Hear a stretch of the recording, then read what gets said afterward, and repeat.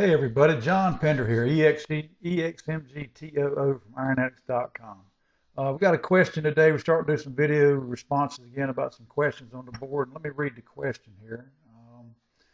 Crusher said, my deadlift is my most stubborn lift. My weak point is a few inches off the floor. I've tried all kinds of deadlift routines, deadlift variations, rep ranges, etc. I tried high and low volume and high and low frequency. I did make a little progress when I started front squatting 3 times a week. I'm pulling 445 for 1 to 445 for 3 with the axle. And Crusher also is a strongman competitor. I pulled 455 from 4-inch deficit, but I still haven't pulled anything heavier than 455 off the floor. From 16 inches, I pulled 580, so my lockout is obviously much stronger. I sent John, that's me, a couple of videos a while back, and he told me to bring my stance in and my grip in. Yeah, I remember looking at his video, he had his feet too wide, and it was splaying his arms out, which is actually increasing the distance he had to pull. I tried to focus on that every time I set up. Any other suggestions? I squatted 425 to parallel box last week and front squatted 315 hamstrings and calves a few weeks ago just to get an idea of my other lifts.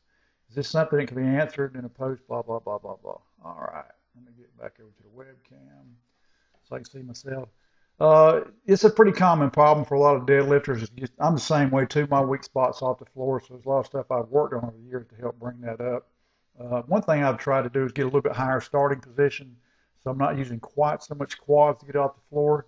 Everyone's got a sweet spot where they're going to be their strongest where their butt and the bar moves at the same time coming off the floor. For me, it's a little bit higher starting position because my backside is a little stronger than my quad strength, even though I've got a decent squat back when I squatted.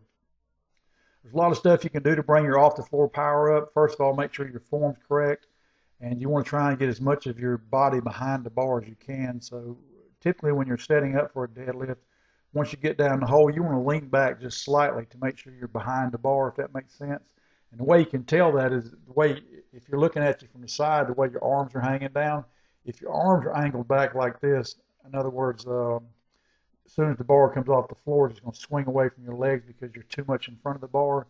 Then what happens as soon as the bar comes off the floor, you lose your leverage because you want to keep the bar as close to as you can when you're deadlifting to put yourself in the best leverage position. So, but if form's not an issue, there's a lot of things you can do knock inches off the deadlift with your form and stuff, but if form's not an issue and you're just weak off the floor, play around with your starting position.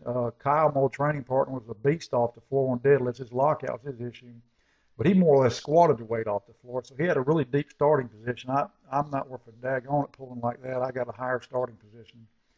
So with that being said, there's a lot of assistance work you can do to strengthen your off the floor power.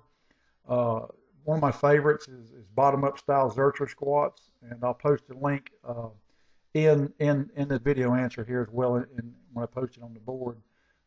Pause leg presses, pause hack squats, pause squats, all those style lifts will give you more power off the floor. Box squats is another one. Any type of pause pressing motion is going to help you with that. And then I like what Crusher was talking about. He went to front squats. That isolates more to Zercher squats. Is another one that does really, really well with that. And another thing too that'll help you off the floor is to start doing some speed work. What I usually recommend, if you're pulling and squatting each week, or have a pull day and a squat day. On your squat day, do your warm ups. Just warm up by doing speed pulls on that day and work on your speed work, and that'll help you off the floor as well. So usually, like I say, Crusher's around a 450 deadlift or single.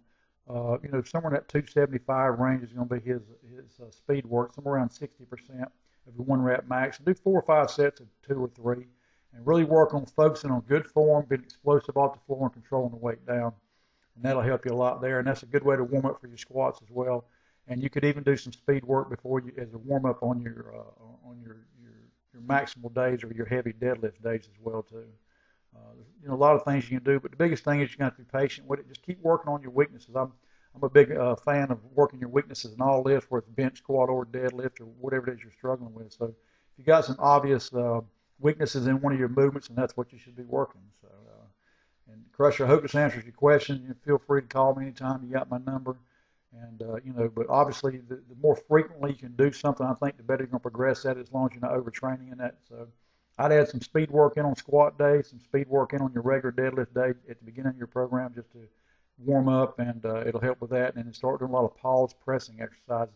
do them on your squat day, and then the deficit deads is a great exercise too on your deadlift day to work on that as well. So, with that being said, I hope I've answered all your questions. And if you guys got any more questions, hit me up, John Pender, EXMGTOO at ironaddicts.com. Later on, dudes.